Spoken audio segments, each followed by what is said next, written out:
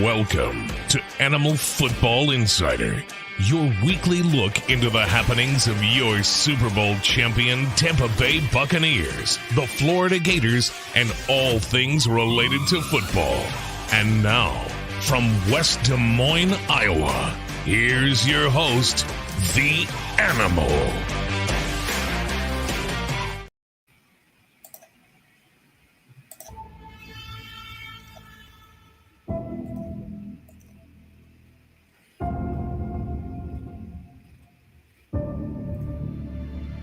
Back, baby.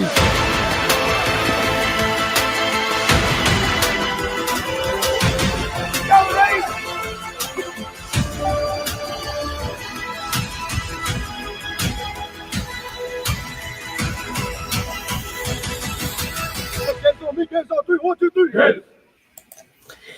And with that in mind, that shows you that Gator football is back in action, so to speak, as now they begin their foundation period as they get ready for the 2023 Florida Gator football season. Good evening, ladies and gentlemen, and welcome to this edition of the Animal Football Insider. You're surely the animal coming at you from the very cold and snowy confines of West Des Moines, Iowa. We think we have what we have, what's going to be a very interesting show tonight. How about Dave Murchison from the Iowa Barnstormers? He's going to be joining me in a little while. Ron Meadows says he may pop his head in and talk a little bit about what's going on with Gators and maybe Gator Collective a little bit. But the biggest star of the night happens to be this guy that we'll bring on in just a minute or two after I get done talking about what I want to talk about. Because tonight, Animal's pretty upset. Not only about these guys, by these guys what happened, and God knows I'm going to deal plenty of that because I got a lot of things to say about that. But I also got a lot of things to say, too, about what's happening with the Florida Gators. And specifically with what happened with the Jacob Rashada story. Now, let us fill you in on what we're talking about. Then we'll bring our guest on. He can put the pieces in on things that I missed. Jacob Rashada, quarterback, I believe, out of California. I could be mistaken by that. I think our guest will correct me. Signed to be as a recruit, was one of the 25 players that signed with the Florida Gators. In fact, he was one of the last people to sign. Now, along with that was an alleged deal through this NIL thing to sign a contract to make money. Okay. Reports are scattering all abroad that is over $13.5 million or whatever. All right, so they signed the contract. Gator Collective gets upset about, well, not gets upset about it, but says to themselves, maybe this is a little too much. Okay, and we want to rehash this out. Now it's gotten to a big mess.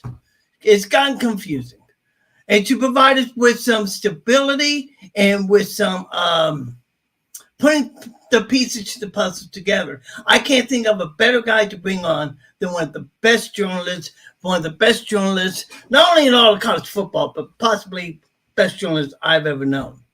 Scott Carter, FloridaGators.com, joins me on this edition of the Animal Football Insider.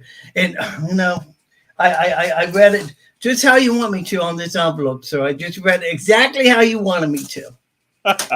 Oh. You know what? I am livid by everything that is going on, because Scotty, it used to be back in the old days that it was a privilege. It was a privilege and an honor to be wearing the orange and blue. And Jacob Rashada has gone on this thing about, well, I want a little bit of money out of it. That's not what happened 5 years ago. I'm sorry, NIL is just take over, please. If I get upset. The Animal, you are fired up, man. I can tell. Yeah, the world's changed. I mean, college football's changed. NIL, it's only been in place since July of 2021, and in a year and a half, it feels like the whole sports has been upside down. And with the Jaden Rashada, obviously, it finally hit the mainstream media this week. It'd been kind of brewing all last week locally, on message boards and stuff. And there's a lot of things, Animal, that are out there. Some of it is true. I'm sure some of it is close to being true, and I'm sure some of it's just plain false. And I don't know if we'll ever know all the specifics. Maybe one day. I like that Netflix series called Bad Sport, where they get these people together after like several years and they do a documentary and they all kind of just come clean and say what really happened. Maybe we'll do one on this one day. I don't know, but it's kind of it's just it's unfortunate for the Gators because they're getting mud on their face over this. But quite frankly, the system not only failed the player, Jaden Rashad, it failed Florida, it failed the people in the collectives. I mean, the system is broken and it's gonna have to get fixed, or we're gonna continue hearing stories like this. And it's Florida right now, but it's gonna be some other school next month, some other school over the summer. That's just where we are because your top prospects now, it seems like most of them, they already have agents or advisors, and they're trying to work out deals before they ever step on campus, and that's not which is what they're not allowed to, which is really not what they're allowed to do. Now let's clear up a couple of myths here. I go back and I tell the story of how Jacob Rashada has signed his letter of intent. He was going to become to be a Gator at the University of Florida. Yep. There are reports out there. A lot of reports are out there right now that Jacob Rashada has signed for, I believe, $13.5 million. We're going to take that. Those are the reports that are going out there. I want everybody to know right here now that is not what the Gators put out. That's not what Gator Collective put out there. And before we go on any further with this is not the fault of Scott Strickland. This is not the fault of Billy Napier. This is not the fault of the University Athletic Association. This is the fault of the Gator Collective and somebody thinking that they can make a big splash by signing a guy to a lot of money. Now, fill in my pieces on that. I mean, am I pretty right in everything I'm saying here? Well, yeah, I mean, whatever deal was brokered, it was definitely between the collective and their money people who provide funds to, finance these NIL deals. And, the UAA, the University of Florida, just like all other schools, it's against NCAA rules for them to be negotiating, obviously. But with they can't even talk to them about with the way the system is set up, it's almost like they're being forced. It's like that part of the new world is being outsourced by these schools through these collectives and through the donors. And there's no successful business that's going to operate by outsourcing that kind of that part of the business. So, like I said, it's all new. Everybody's still learning and dealing with it. But I think what this has kind of put a light on, Animal, is this is like the worst case scenario, the ugly side of NIL. Because seeing it up close, I see how there's some really good success stories from the NIL where, you'll see players put out on social media where they're doing interviews or podcasts and for NIL. Yes. Or they're going to, or they're sponsoring some, a lot of the gymnasts, they have NIL deals where they're doing kind of infomercials for like sportswear and stuff. So there's a lot of opportunity, really good. And if a kid gets an NIL deal for the local Chevrolet deal, or like Anthony Richardson had. Exactly. I was just fixing it.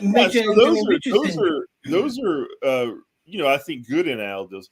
But this whole pay for play, which is what it's really come down to in the news cycle, that's unfortunate. But I mean, everybody saw it coming. It's not like you knew when the system first kind of was introduced, you knew bad actors were going to get involved. And that's what's happened is, these advisors, these agents, you got a lot of, I mean, the kid in this case, Jaden Rashada, who knows how much involved he was. I mean, it's unfortunate that, let's say he really did want to play for the Gators and come to Florida.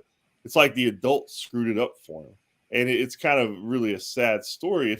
But he's going to take a lot of heat. The Gators are taking heat. The Gator Collective. Right now, everybody just kind of got mud on their face. But believe me, it will not be the last time we hear about this kind of scenario. Hopefully, it just won't be at Florida. You raised a very interesting question, and by the way, you showed the animal along with Scott Carter on the Carpet Direct one, Carpet Direct site. For all your carpeting needs in the Des Moines area, give my good friend Ben Taylor a call, 515-779-3500. Does a great job if you are in need of carpeting. Does a great job here in the Des Moines area. And by the way, he is one of my sponsors. I got sponsored actually this year. You've grown since I last on the animal. I have grown not only with the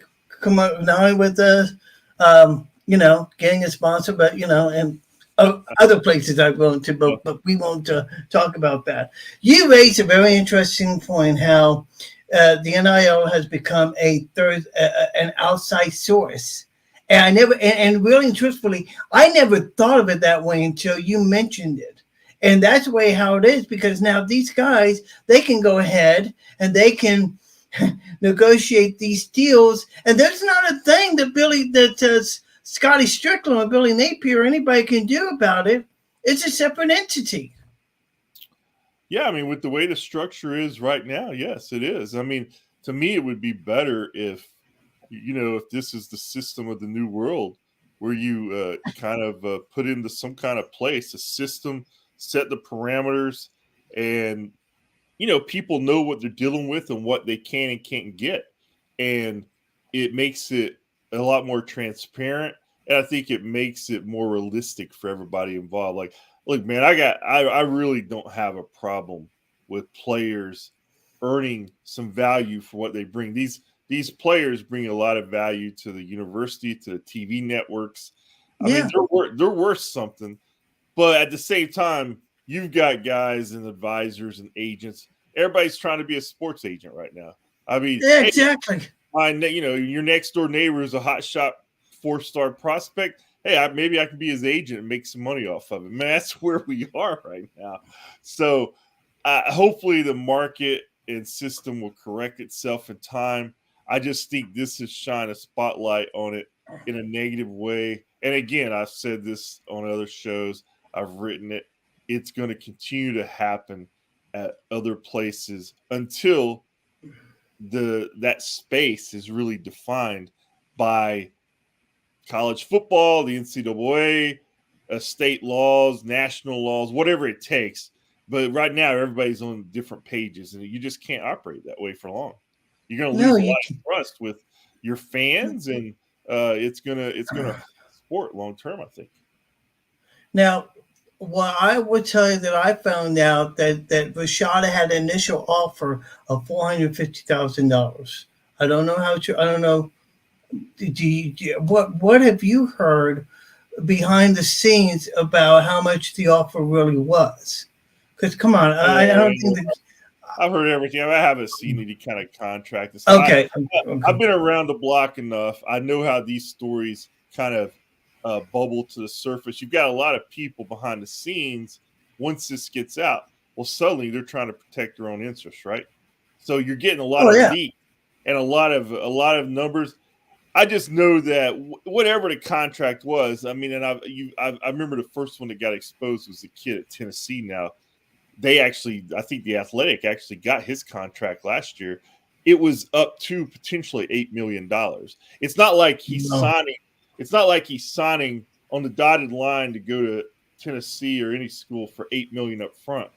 I mean, yeah, you'd be like totally nuts if you did that for a high school kid. Well, and of course that'd be an NCAA violation right there if that ever happened. Well, yeah, I mean, although, like I said, technically, if you really think about that, because he hasn't. Let's say you're running back. I'm interested in you.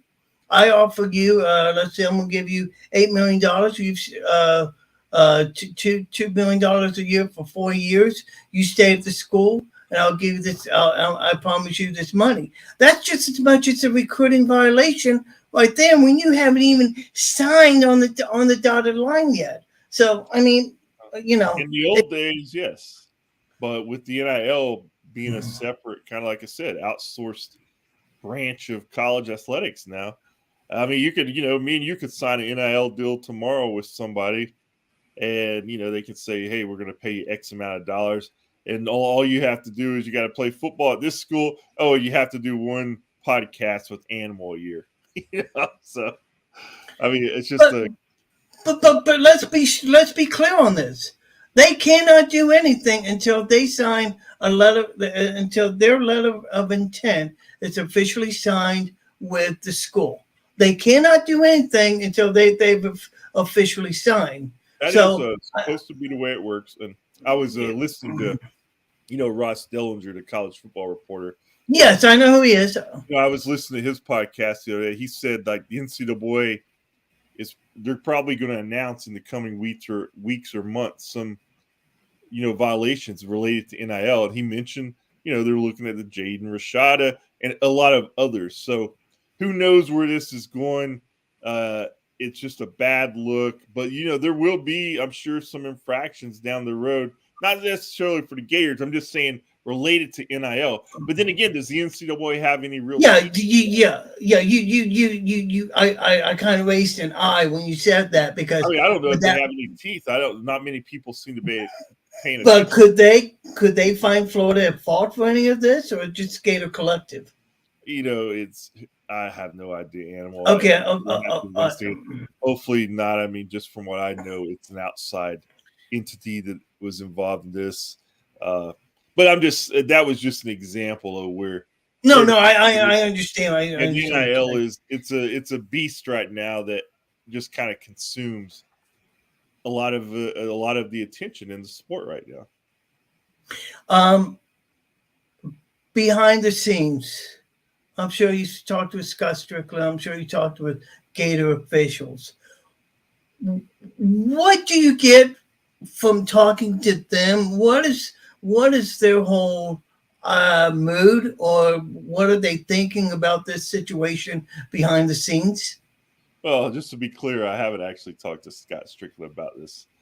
He's okay. I'm sure he's cool with others. I mean, the mood in the building, though. I mean, it's like anytime that the Gators are out in the public in a negative light, I mean, it kind of brings people down. And this is so unusual, Animal, that I think a lot of people are just confused by it because it's a new world. And I follow this stuff closely, partly because of my job and partly because I'm fascinated by where we are right now in college athletics.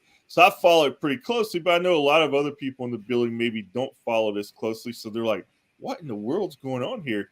This NIL world to them is just like I said, it's kids signing deals to do podcasts and get paid, or getting a car and sponsoring the local, Chevrolet dealer or whatever. But this whole pay for play thing, which people inside who really know how things work, you just knew it was headed here. So I think there's a lot of concern, not only at Florida inside the building, like what are the solutions to this? How can we or any school avoid this kind of situation in the future? And I think those answers are still out there. I don't think anybody has them right now, Animal. And I mean, I wish I did. And there's a lot of people smarter than me probably trying to work on it. Damn it! I forgot to get you that $20 gift certificate from Domino's for joining me. So that's I'm going to file a lawsuit if I don't get it. There you go.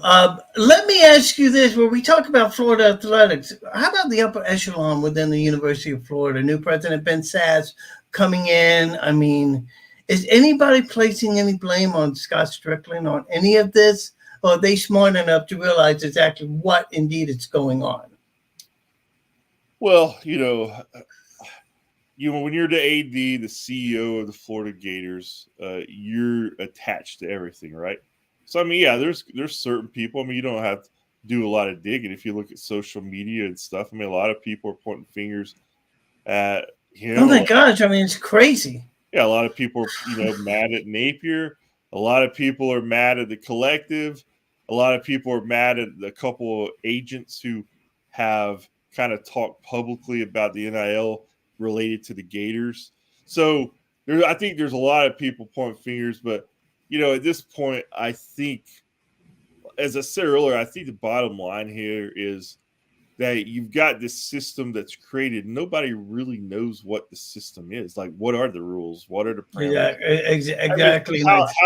How do you operate in that kind of world? And that's why it's got to be fixed. So, I don't know what the future holds in terms of any kind of sanctions or moves. I mean, I haven't heard anything along those lines though at this point.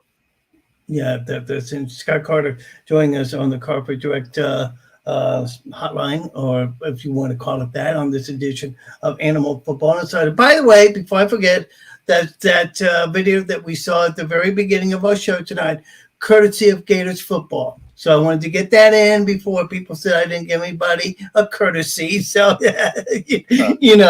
But speaking since we cranked back up this week? Was that a new video since they cranked back up this week? That is a foundation video that they came out with, and it shows the kicker running by the. Okay, so that's a video. Yeah, there's a lot of new faces in that video, man. There's a lot of new guys over in that building. A lot of guys I haven't even introduced or met yet because there's so many new players. You got all the new freshmen. You got several transfers, and of course a lot of guys who were there just at the end of last year who are no longer there. So a lot of fresh faces in the videos that'll be coming out, Animal. Yeah, and and Chris Doering came out with a great Chris Doering. What's his name? Paul Feinbaum. All right, so Chris Doering came out with a comment, and you give me a second. I want to find it here. Okay. Give me just a second here, please. Let's see here. Oh, he came out. He was on Paul Feinbaum show, and he made something he said something to effect that the reason why all these guys were leaving is because guys were not buying into the system. We saw where some comments were being made where people were leaving because they didn't buy into this, either because they didn't buy into the system, or they weren't ready to. They felt like Billy Napier was asking more of them than what they wanted to give. I don't know how to look at that except to say that it sounds like these are players that really didn't want to play football. I don't know. Yeah, I think you know how it is. Anytime you have a new coach with a new program, and they did move into that new facility back in August, and everything is right there for them now. And I think they like those guys to hang around there so they can really not only just bond more as a team, but also utilize the resources that are there. I think with the way it happened at the end of Mullen's tenure in the COVID era, I just think that the day-to-day discipline and connectivity for the program was kind of loosened, and partly because of the COVID, and then I think just the way the tenure in it. So Billy comes in and tightens all the screws back up. Some guys, they may not. Hey, they gotten used to the old system, right? So but you look at who they lost. I mean, I think when you go 6 and 7 in back-to-back years, I don't think it's an alarming at all. I think it was time to reboot the program, and I've told a lot of people this. I've said it. I look at the roster last year. There's some good players on it, but I think as a whole, it was probably Florida's weakest roster since 1979. I mean, you could go back and make that argument pretty easy, and I have. I mean, it was not a typical Florida roster. Here's what Chris Doering said about the Gators. Quote, "There has been some attrition in Gainesville and people losing their minds. But sources tell me that a lot of the players in the portal, coaches are not happy, or coaches are happy to see them go, either due to talent or not fitting into the culture." So we asked a question: what is Billy Napier's culture? What does he want it to be? Well, just from my time around him and just seeing how he operates, I mean, he's a very much a disciplined, organized, attention to detail guy.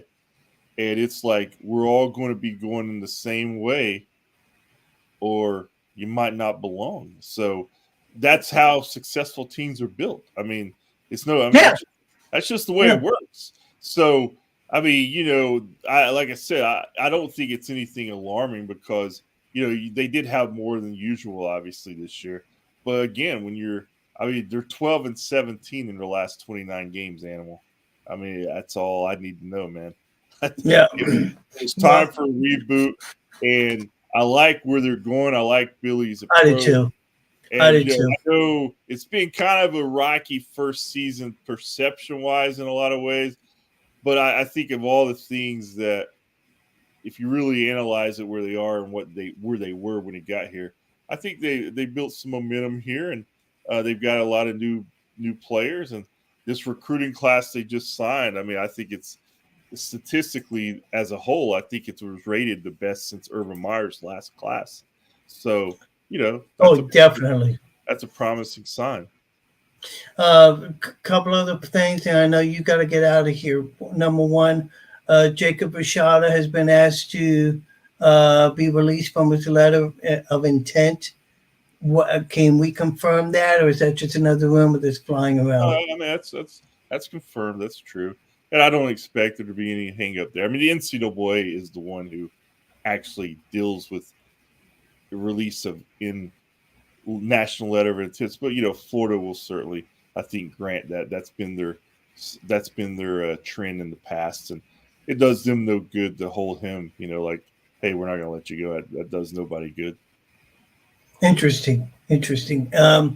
What else can you tell us about what's going on with the football team? One of the nice things about this team is that we have hardly seen any coaches leave. Knock on wood, but we know that any moment things can change. Are you hearing anything? Not anything bubbling up. I mean, you've had a couple of the analysts leave for full-time jobs, like Ty Darlington left, but that's not a surprise. I mean, those positions are kind of stepping stone positions. So he got a job, I think, at a smaller school out west. But as far as the primary staff, I haven't heard anything. I mean, first year, you'd like to see some continuity there to where they don't, because, coaching staffs, it's almost, I mean, I can't tell you, Animal, how many assistant coaches I've dealt with in my time at Florida now. This was my 13th season just passed. And, they're all over the country, and it's like amazing how quick they come and go. So it's nice to see when they go through a season with nobody leaving. So hopefully that's where we'll be, but it's still early. You know how it works. There you go.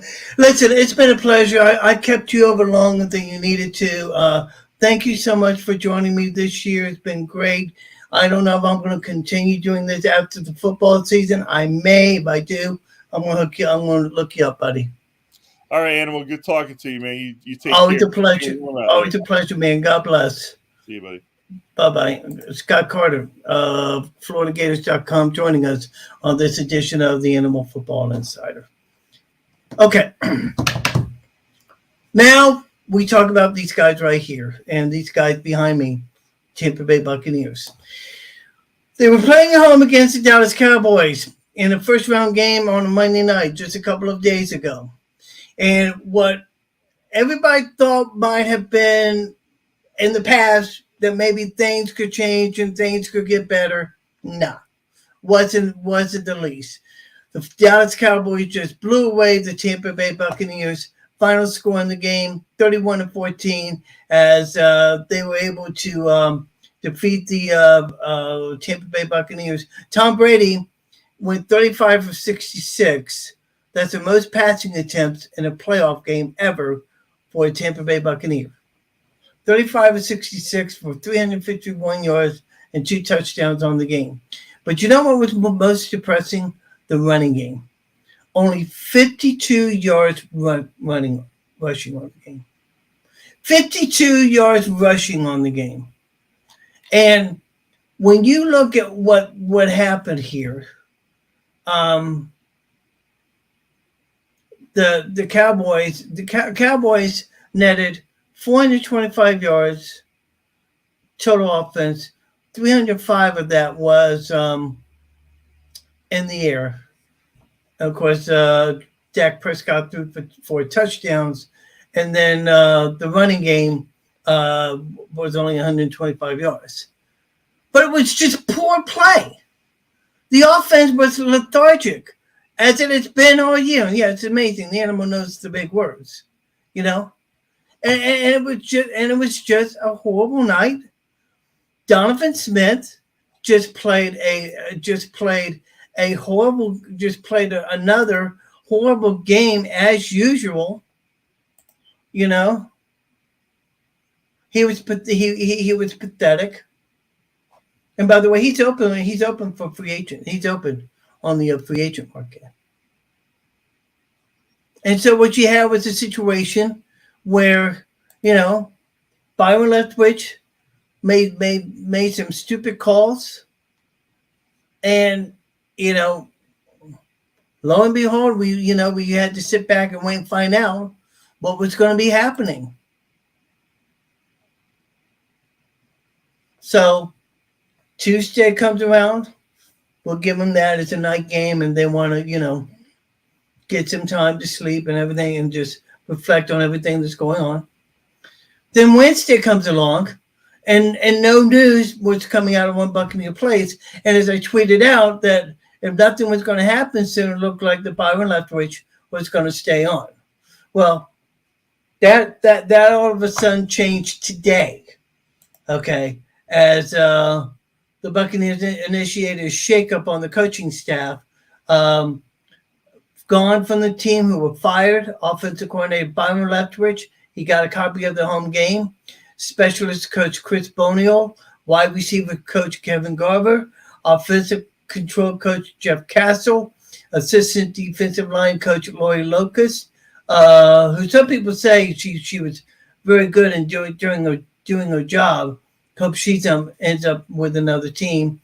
Running backs coach Tom McNair, and quarterback coach Clyde Christensen, with Christopher, and also outside linebackers coach Bob Sanders. They decided to retire. And of course, Clyde Christensen, who used to be with the Buccaneers. I knew Clyde in his days with Sam Weiss. I want to say it was Ray Perkins. I'm not sure, but just all around a great guy. And I wish Clyde nothing but the best. I really didn't know that he was on the team. Okay, so those guys are gone, and finally have gotten a copy of the home game. And some of the fans are really excited, like Pete Galenz says, "Hi, Animal. Bucks certainly wasted no time dumping Leftwich, which I feel may have been to appease Tom Brady." No. I'm gonna make this very clear for you. Byron Leftwich was a horrible offensive coordinator. Horrible. And he made Tom Brady he just made Brady look horrible during the course of the year, as well as most of them coaching staff. And to some, like Jeff Bryan says, time for Tom to retire. The reason why this offense sucked because of the way that Byron Leftwich handled this offense. Okay, he was pathetic. Okay, I've seen more excitement with the Dan Mullen offense with the Florida Gators than I had with Byron Leftwich this year.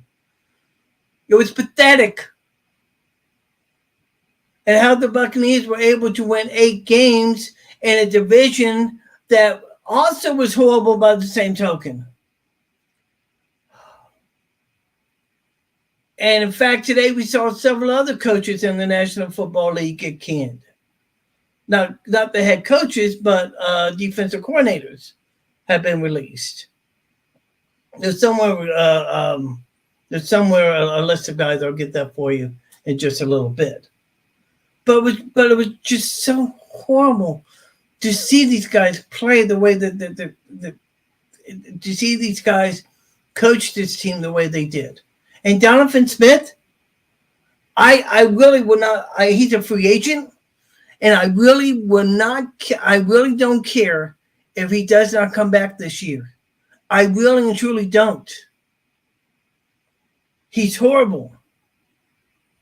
In fact, on Twitter, they had a list of players with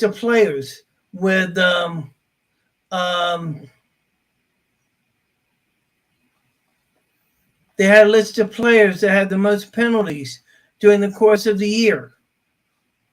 And Donovan Smith was on that list.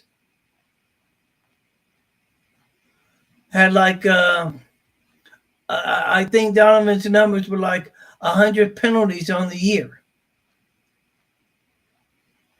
I don't know if that is true, but when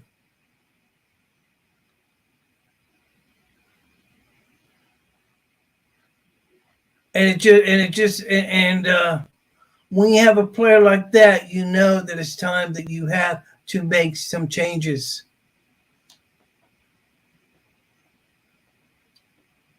So right now,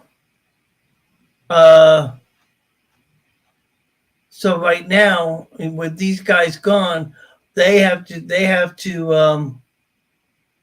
go back and try and get a good offensive coordinator. And one of the names that are out there right now is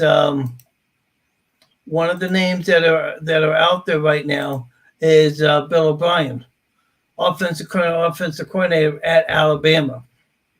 Okay, now the Bucs want to make a good run at him and keep Tom Brady as well, because there are a lot of rumors floating around that Brady may go to the Raiders. He may go to another team. He may even stay, depending on what happens. And to some degree, Jeff Bryant does make a great point. That maybe it is time to retire. Peter said, Tom may have said, fire Byron, or I won't consider coming back to the Buccaneers. He may have. He may have. I mean, it was such a pathetic to see. And Tom Brady's smart. He's been around this game long enough. When you have a guy that wins 7 Super Bowls, or is it 8? I've lost count. I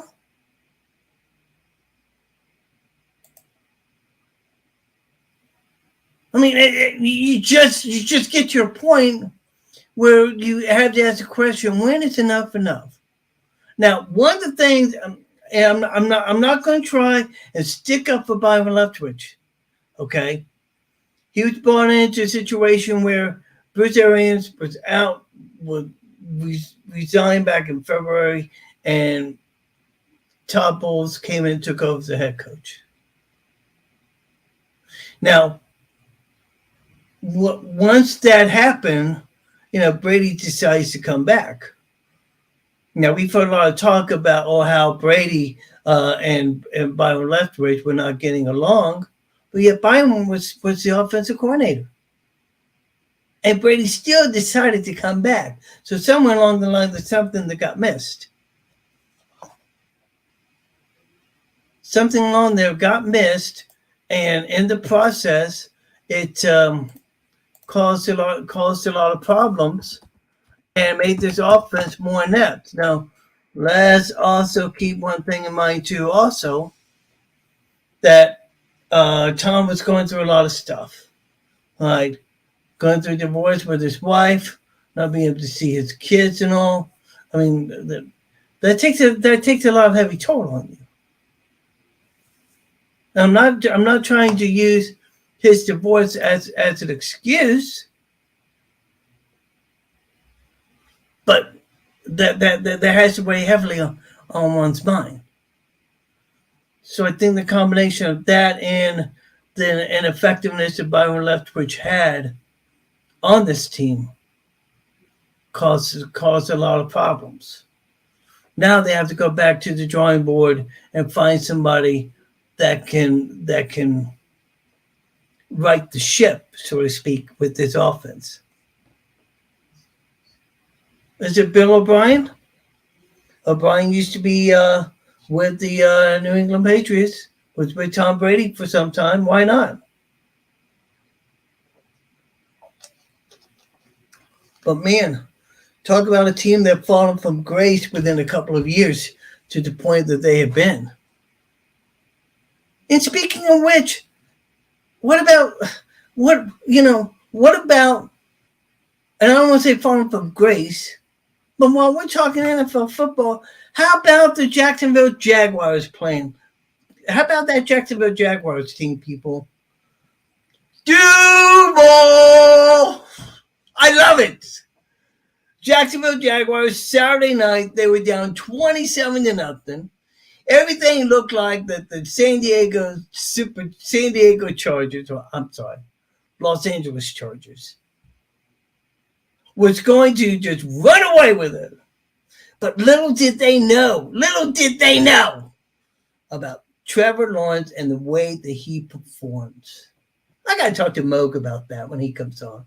I really got to talk to Mogi about that, because that's great. That's great to see what happened.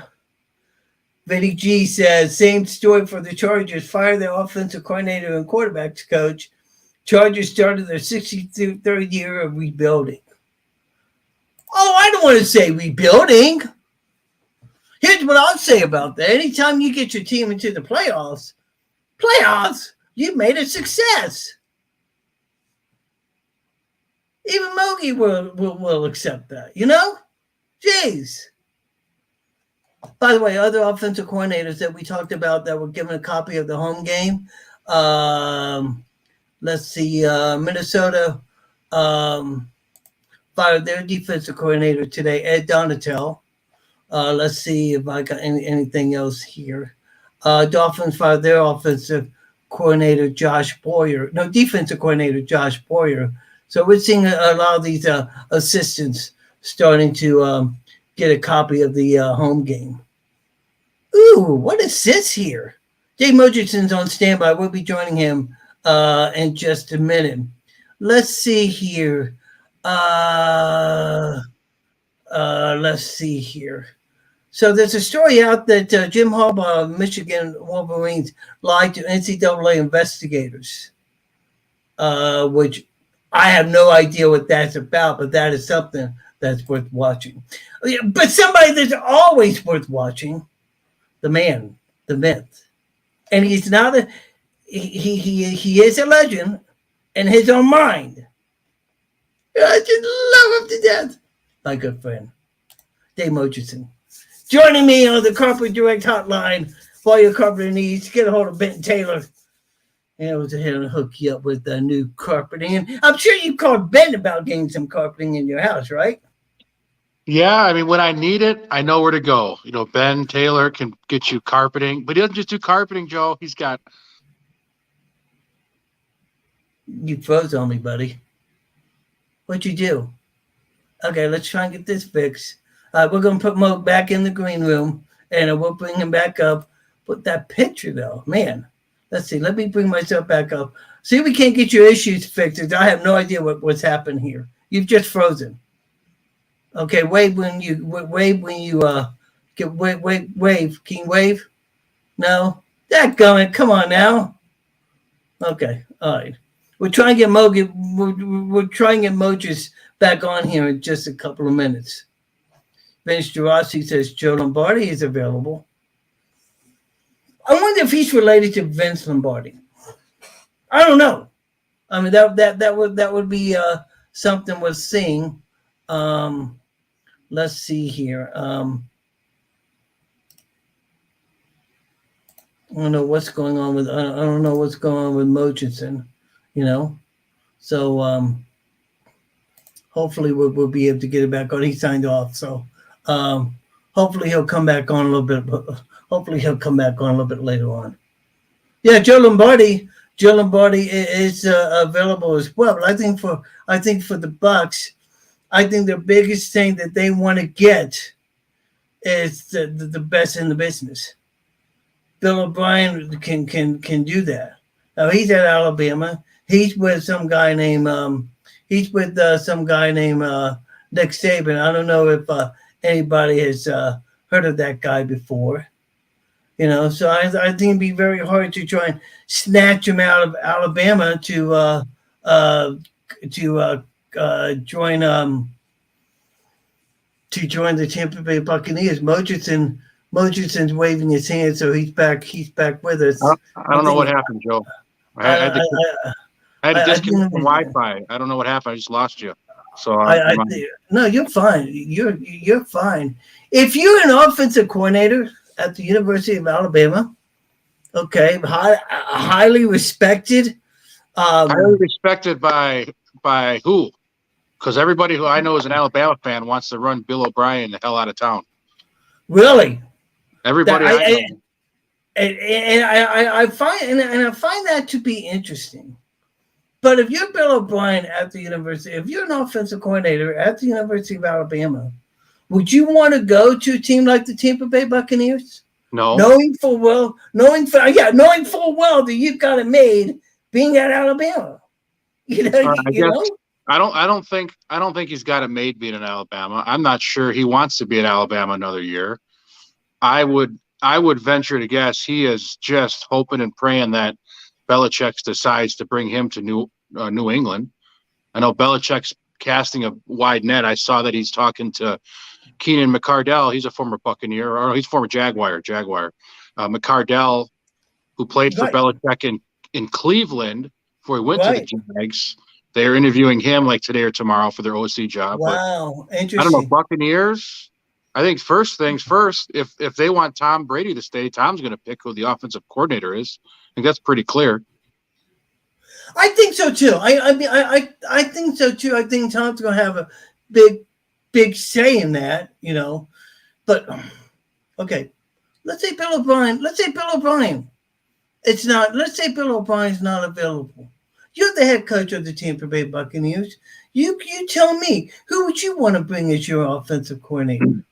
I mean, there's a lot of guys you'd want to bring, but I think that it's a totally different dynamic if it's Brady or if it's not Brady. Is it Kyle Trask is your quarterback? Because then who's going to line up to have an OC job, possibly a guy who has no experience and it's his first job, and he's going to attach his trailer to Kyle Trask. Or it's Brady, and Brady's going to say, hey, here's a list of 3 guys I'd come back and play with. And it'd be a partnership kind of deal. It wouldn't be, which is kind of sounds like what it was with Bruce Arians when he was there and Brady. It was like, hey, here's the game plan. We're going to do it together. And apparently, you know, Brady's known as a pretty intense guy, you know, like all the greats are, like a Kobe Bryant or whatever, and very meticulous. And all the stuff I'm reading is that maybe the staff that just got let go wasn't as meticulous in their game planning as Tom would have liked. Yeah, I think there's a lot of truth to that. Dave Murchison, along with the Animal on this edition, Animal Football Insider, on the Corporate Direct Hotline. I appreciate the fact that you finally. I've been on your show about 6 times, and you finally have something Barnstormers in the screen. I appreciate that. Did you notice I had the hat on the side there? I don't know. Yeah, if you noticed that or not. You got enough stuff. You always have different Barnstormers shirt on whenever I see know. you. I know. I should be getting some of the old stuff, but that's all raggedy. So I got to stop by the sideline store sometime and get a new hat or something. The game this weekend. I mean, they were just amazing. Hey, what do we say? What do we say, Jaguars? Yeah, I mean that was probably one of the more incredible. That was probably one of the more incredible games that we have seen in a long time. What a great game. And it just showed, Trevor Lawrence is good. There's good players. I mean, Jaguars have good players, but they had pretty good players last year too, and they were terrible. And yeah, they went and got Christian Kirk. They spent a little money here. They made some changes. ETN is healthy, but I mean, for them to do what they're doing, it just shows you Doug Peterson's a pretty good football coach and how important it is. Important coaching. You look at people talk about how there's only so many quarterbacks there's only so many really great quarterbacks in the world. It's really hard to get 70-something guys, 50 of them that suit up, but there's 70-something guys on a team to get them all pointed and going in the same direction when they're all making, millions of dollars and, what's their drive to actually be successful and they're going to get paid regardless. There's only a handful of guys that are really good at doing that. You know who he reminds me of? And I'm going to also bring in my good friend Lauren Meadows of GatorBait.com, who writes for the Florida Gators. You're joined with Coach Dave Mogerson of the Iowa Barnstormers as we're talking about what happened this week in the National Football League. I want to ask you this question. As you saw that game unfolding, at any time did Trevor Lawrence even remind you a little bit of Deshaun Watson during his days at Clemson, with the way how he was so patient and how he just, it's like nothing affected this guy, Lauren. It's like, bring it on. I'm ready to take it on. Well, I think, how you doing, Coach? Nice to meet you as well. I was, the thing that I like about Trevor Lawrence is, if you can also obviously, you see the Clemson pedigree in him, the following Deshaun Watson. But the thing about Trevor Lawrence is, and Coach, you can echo this, is you love a quarterback who doesn't take himself too serious. It's never going. He's never too big. The moment's never too big for him. He doesn't get rattled. He doesn't, get down on his teammates. He's just always in the game, and he's in the game for 4 quarters. And I think that's the biggest thing is, and then you look after the game, he just a regular old dude goes to Waffle House, kind of just does his thing. And I think that's the thing is just, Trevor Lawrence is a young man who's figured out that he's blessed to be at the level that he is, that this is just something that not a lot of people get to do every day. And he's going to enjoy every minute of it. Obviously, he doesn't like the losing. They've improved. And, now he's in a one-win season. Every game matters. And it's a one-game season. I think he's taking the right approach to this professional thing. And I think it really resonates with the rest of his team. And, we always say the best way to lead is by example. And I think Trevor Lawrence does that, on and off the field. And I think it shows. And you look at go ahead, Dave. You look at Trevor Lawrence too. Like other thing, look at all the games he's playing at Clemson in that run they had. He's played in national championship games in front of 100,000 people. Like, absolutely, there's a lot to say about a guy who's done that, who has that experience where he's like, big deal. I can come back. I can play good. Because it wasn't like the Chargers were playing great. A couple tipped interceptions. It wasn't like he was just throwing it right to him every time. Right. What was interesting, and we go back to the Waffle House thing, Trevor Lawrence just didn't go in to have pancakes or whatever he was going to have. The guy actually stayed and took pictures with every single person in that room. I was told that he stayed there for about 2 hours in the Waffle House, just meeting people, taking pictures with them. And Coach, that's the kind of guy that you want to have on your team. Yeah, like Lauren said, leadership. First of all, Joe, you're the kind of guy that probably would go to the Waffle House and order pancakes. Let's put that out there. I tried. Seriously. That's good. That's good. Touche. Yeah, that's like what Lauren said. Like, he's a leader, man, and that was his thing coming out. Obviously, like one of the most gifted quarterbacks ever, to come out of college, came in and pushed out Kelly Bryant at Clemson, who had just taken him to the championship the year before. He comes in as a freshman and beats him out and goes back to the Final Four. And so talented. But there's been a lot of guys come through the NFL that are super talented. You can look back to the Jamarcus Russells or the Ryan Leafs or, Blaine Gabbert. There's a guy who's on Tampa Bay. He was a first-round draft pick, right? And they are super ultra talented physically, but that's not the stuff that helps you get over the top at this league, because everybody in the NFL is super talented. So it's that leadership. It's that how he can elevate, like we just said, that roster full of dudes that are all making all kinds of money, and you got to focus them into going towards that goal of winning a championship when it might not be the highest on their priority all the time. But a guy like Trevor Lawrence helps lead those guys in that direction. And how about Doug Peterson? This is a guy, he comes in his first year after the Urban Meyer era, comes in his first year, doesn't do anything much except they're very quietly winning game after game after game, leading them to the playoffs. I'm telling you right now, if Doug Peterson does not get the Coach of the Year, I don't know what the award is for, because that's the guy that's done one hell of a job. Yeah, I mean, I think you could, it's kind of funny. I would say your Coach of the Year would either be, either the former Eagles coach or the current Eagles coach. I mean, I think that's, Sirianni, he's done, the way Sirianni, has handled some injuries and things like that and kept it afloat. But yeah, I mean, Doug Peterson, the guy won a Super Bowl, and it wasn't a fluke. They ran through the playoffs that year, had a great game plan. Going into the Super Bowl, played extremely well. And, Doug Peterson, I think, played 10, 11, 12 years in the NFL. He's been in and out of NFL locker rooms basically his, half of his life. And I think it shows. He's a player's coach. He's a pros coach. And I think those things resonate, man. Sometimes you come in, like I said, same thing, taking yourself too seriously. And Doug Peterson understands that he's a leader of men. He's got a very young football team with a lot of opportunity to add even more pieces down the road. And if you asked him, he would even say maybe that he's a little bit ahead of schedule from where he thought he would be, which is a good thing and a testament to he and his staff. So, yeah, I mean, Doug Peterson is top-notch coach, one of the better coaches in the NFL. And I think a lot of guys, will look at that situation in Jacksonville, no state tax, and say, hey, I want to come down here and maybe play for that guy. It's a little different mode down there. Once you take, Urban Meyer out the mix, a little different tempo down there right now.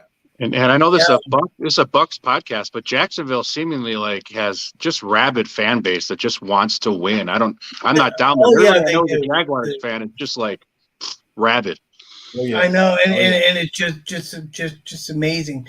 Another game that's going to take place Saturday night, 7:15. The Giants against the Eagles, the team that we talked about a moment ago.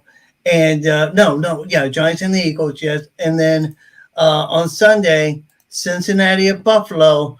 This is kind of a I don't want to say tearjerker kind of game, but this is the game that we wanted in Week 15 before Damani Wilson went down. Damar Hamlin. You always mess his name up. Damar Hamlin. I know. Damar Hamlin went down on the ground in that game. They had to cancel the game. By the way, great news for Hamlin. He's been back in the building, talking with players on a daily basis inside the building. And there's even talk that he might be on the sidelines for the game Sunday afternoon. Yeah. But we'll have to wait and see. But still, great news. Now that everybody knows that Hamlin is going to be better. How long do you think it would take for everybody to get their mindset on football in that game, Coach? I mean, I think it's tough, man. It's a tough thing that everybody had to play the next week, Joe, and it's just I know, yeah. Everybody's happy he was pulling through, and as we progressed a couple of days, every report we got was better and better, and I think that obviously helped. And everybody knows at those levels, even at our level, it's just a different breed of athlete. And when you get those kind of collisions, man, that bad things can happen. So everybody knows that. So it wasn't, I think, as much of a shock. It still hurt. It still was emotional, but it wasn't like a shocking thing for players because they know on any given play, something bad could happen. And it's just a risk they take for the love of the game and to, set up their families for the future. But I think knowing that he's been around, knowing that, when he first was talking, like, did we win the game type of thing. I think that helped push them forward. And I think they're kind of ready to, keep playing. They've shown that the last couple of weeks too. What's the one game? Because I know you got to go. I know you got to get going here, Coach. What is the one game that you're going to keep your eye on this weekend? What's the one game that says to yourself, "Dadgummit, this could be one of the best games we've seen in a while"? I think they're all going to be good games. Personally, I do too. The one I really want to see, Dallas and 49ers, it just has all that history from the 90s era games where they were battling. Mike McCarthy's my guy. I'm a fan of Mike McCarthy.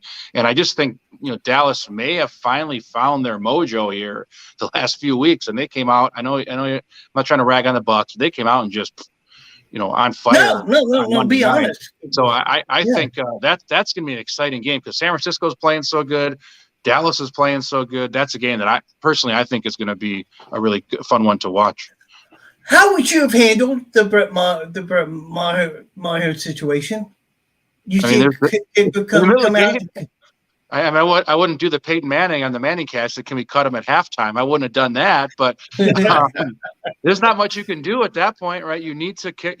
Basically, I was listening to Tony Dungy on Cowherd, and he's like, basically, just tell him just kick off good because we're not kicking anymore. And after a certain point, like we're not kicking field goals, we're not kicking extra points. It was such a weird freak thing that try to stay positive. And kickers is so much mental that once your mind's messed up, you're kind of screwed because it just takes one little misplant of your foot because you weren't thinking about it, and that messes up your kick when you're kicking from those distances. Tell us what's going on with the Barnstormers right now. I know you're getting ready for the training camp and everything. Are y'all going to be doing a Super Bowl party? Have y'all thought about that yet? I don't think we're doing a Super Bowl party. I know it's something they used to do in the past, but it wasn't super well attended. Everybody has their own little places they like to go and bars they like to go to and their home personal stuff. So we let the fans do that. But like I said, not much change from last week. We haven't signed anybody new. Our roster's still at that 36 kind of gold spot for training camp, and we'll cut down after that first week. But coming into February, we're gonna have a lot more content coming out with the season just a month away. So we're our hibernation period is nearly over. So we're getting ready to rock and roll. Let me ask you this. I think it's an interesting question. When you're practicing for game week, are you hitting? Are they putting on pads and hitting during the course of game week? Yes. I mean, we're not. We never tackle to the ground, so we're quick whistle. We never wear leg pads. Most of our guys don't wear leg pads in games, like NFL guys outside of linemen, maybe a linebacker. But so we wear shoulder pads for at least the first couple days of the week. But it's kind of all relative. Like if we just played a really physical game, we might not wear pads all week because we only have 25 guys on a roster. We don't have a practice squad, so we sometimes once we get to that middle of the season, it's of utmost importance to keep guys healthy and fresh. So I'm not a huge bang around. I mean, there's stuff you have to do. You have to do a little bit. You have to be a little bit physical, just because it's the nature of the game. But I don't think you have to be, running them into the ground, running them rampant, banging into each other all the time. Just got to be smart with it. Yeah, and that's what I kind of thought too. But I know some teams don't have other teams do. I was just curious about that. Hey, thank you very much for joining me. I will catch you down the road, no doubt. Thanks, guys. All right, thanks, Dave. Thank you. All right, Dave Murchison, the head coach of the Iowa Barnstormers, putting in his 2 cents in on this edition of the Animal Football Insider.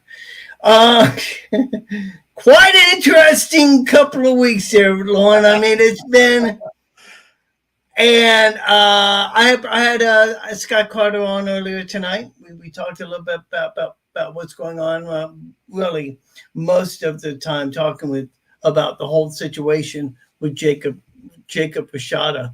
I mean, and as I told Scotty, it used to be that when you signed on, that when a coach came to you, that you signed on the dotted line, that was a privilege to play in the National Football League. But the things that Jacob Rashada has done has just changed how things are done now. Yeah, I mean, I think I mean, you think about it, it's in a ripple effect through the entire sport. And I think how, these NIL deals, however they're being done. I'm actually sitting down Sunday with some members of the women's basketball team to just try to get some clarity on what this whole process is, and kind of pick their brain from the standpoint of just how the athletes feel about it as a whole, and what is really going on with this thing. And many times you found that, so many hands in the jar, and so many opinions, and so many different things. And like you said, I just think that at this point, this is just something that, I don't know what this is going to mean for the different collectives, not just the Florida Gator collective, but others around. Are these deals being made unbeknownst to the high school? To the head coaches of the college football teams with these high school players? It's just it just is really. This has made it. It was right, they were talking. Because the way, I don't mean to interrupt you, but you raised a good point. These collectives, they're separate from the University of Florida. The University of Florida has nothing to do with this. Scott Strickland has nothing to do with it. Billy Napier has nothing to do with it. Correct. And you're getting these idiots on Twitter and Facebook wanting Scott Strickland to be fired because of all this bull crap that's going on. They don't understand what is happening. And for the record, there's no way that the Gator Collective presented Rashada with a $13.5 million contract. No way. You got it. No way. And if they did, I know for a fact that number was false from someone who is a high donor to this whole NIL collective process. Definitely not $13 million. No. From what I understand about it is that when this originally happened, it was supposed. This is what I'm reading. So if I'm wrong, please correct me. What I'm reading is that originally it was supposed to be like a $450,000 deal or something around that, something around there. No extremely high marks. Okay. Correct. That's what it was. That's what it was supposed to be. Go ahead. Right. No. And yes. And then with, obviously the valuation of a deal like that obviously increases as the player becomes more popular and those kind of things. So what I've heard is anywhere from, like you said, that number 500,000, let's just say roughly, with the potential to make anywhere between 2.5 to 3 million over the course of the 4-year time. Not 2 to 3 million per year, 2 to 3 million over the course of the contract. Yeah, which is what a lot of these deals are. Now, with that said, I think that, like I said, there were a lot of hands in the cookie jar. A lot of people had already committed what they said they were going to commit to, and then whatever discrepancy was put out, between the collective and, which is sad to say, this young man's team or handler, so to speak, the discrepancy arose late in the process as he was getting ready to come to campus, and the money wasn't there for some reason. Whatever money the sides had agreed on, not agreed on, the money wasn't there, and that's where we are now. And the source that I have, basically said that it is pay to play now. So, what I would hold Billy Napier accountable for, at least, is when he walks up and says, well, this was all about a relationship. He mentioned that with Jaden Rashada at the, post signing day press conference, things like that there was a relationship and that things like that were in play, his relationship with the family, those kind of things. It really wasn't that. And this came down to a certain amount of dollars. I'm sure that it was the same situation at Miami.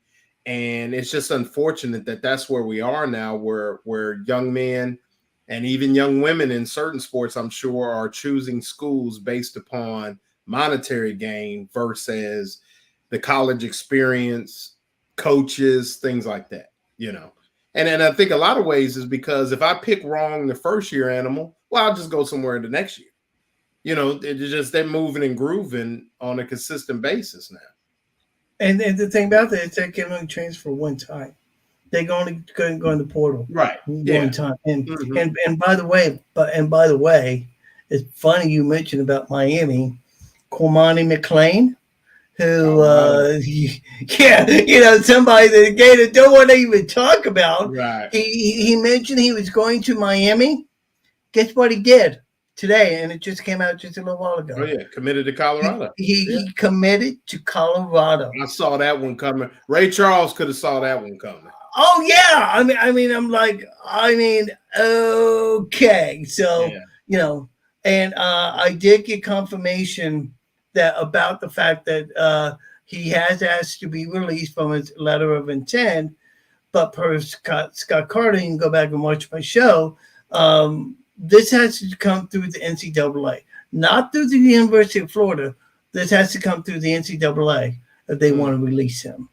So that's where that stands. Go ahead and pick it up. Right. Well, I mean, and I'm gonna tell you, here's what I tell people, and you know this. You and I are about the same age. The NCAA could have solved this a long time ago. We would then not. Why didn't they fix it? The NCAA could have said, you know what? If a young man needs to go home for a funeral, you can provide his airfare and get him home. Or if the young man is hungry, there's a place for him to go to receive some food and things like that.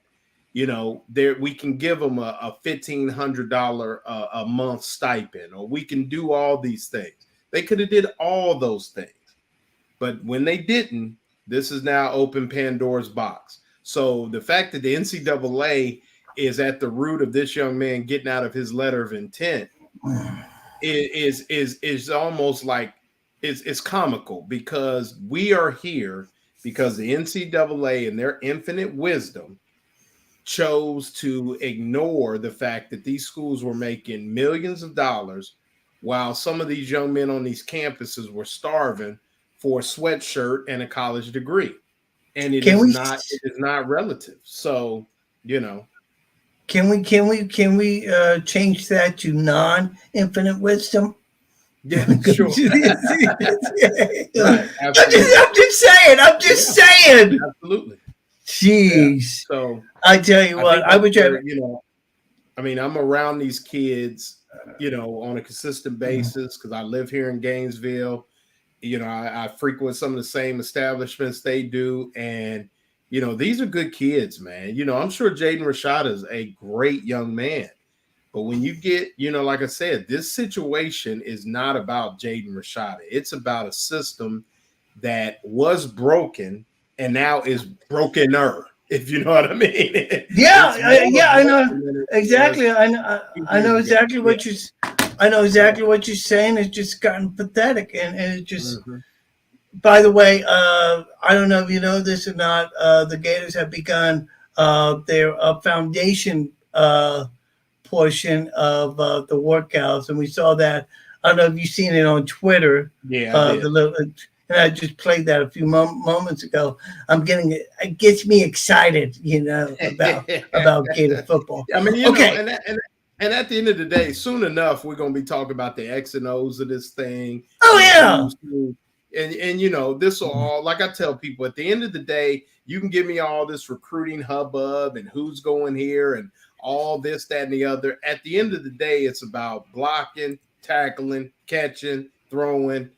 That's where the game is played. So did I tell you? Did I tell you about the comment that Chris Doring made? I saw. Did you hear me talk? Okay, so So I mean, and he's right. I mean, if you're not bought into this program, you don't need to be here. Right. You got nothing for I know you gotta go because you got another show to go to. So I will catch you maybe next week, talk about the championship games, and if you got any interesting Gator news, let me know, and maybe you can help me get a Gator to come on. I don't know. Oh yeah, I think I can work on that. I think I can help you. I mean, if you Gator Collective won't do it. I got to have a certain number of people in order to come on. You know. Okay. But, Yeah, let me you know, let me see what I can do. I'll see. Okay, no, I'm not going to hold you to anything. You know, just I promise I'll do what I can do. I'll see what I can do. No, and I would really appreciate that. Hey, listen, thank you so much for joining me. Go hop on with Buddy, and we'll talk to you down the road. Okay. All right, Animal. Great show. Thank you so much. Thank you very much. I appreciate you coming on. That's Lauren Meadows joining me on this edition of the Animal Football Insider.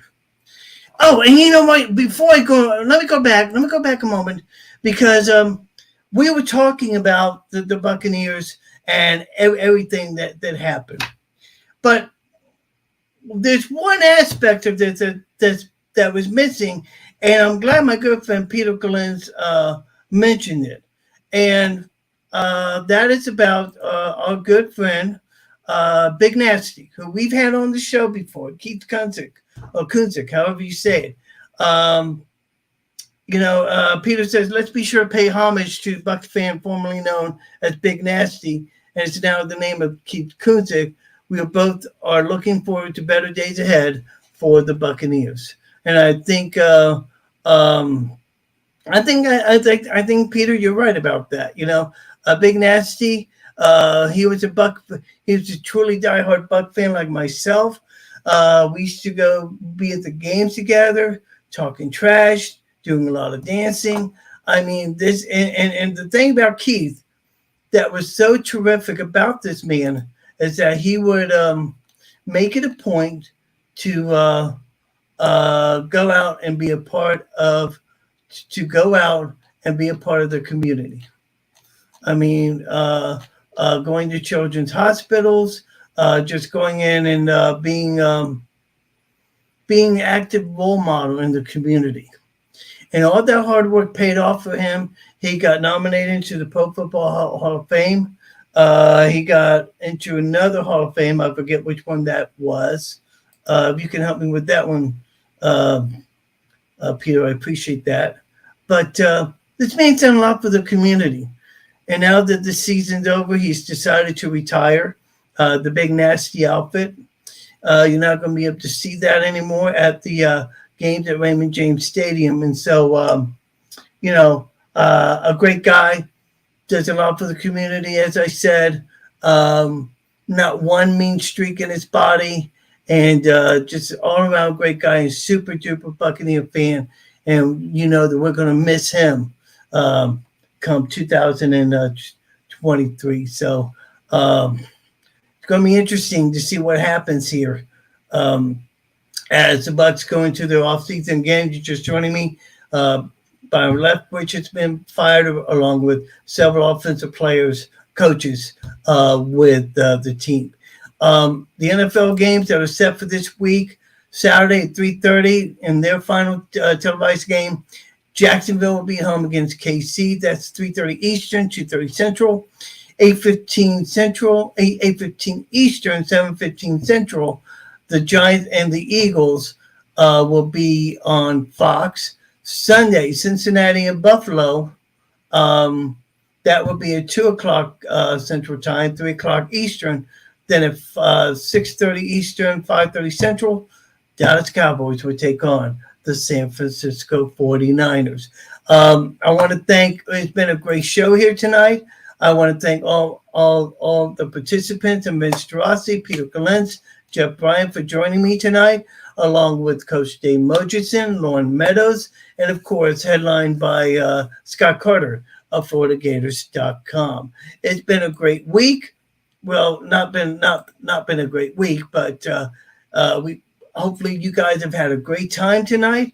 We'll be back next Thursday for another edition of the Animal Football Insider. Until then, y'all make it a great week. Go Bucks, go Gators. And as I always like to say, if you're not a Gator, you're primed to be Gator bait. Good night, everybody, and God bless. Thank you for watching Animal Football Insider. Be sure to join us every Thursday night here on Facebook Live.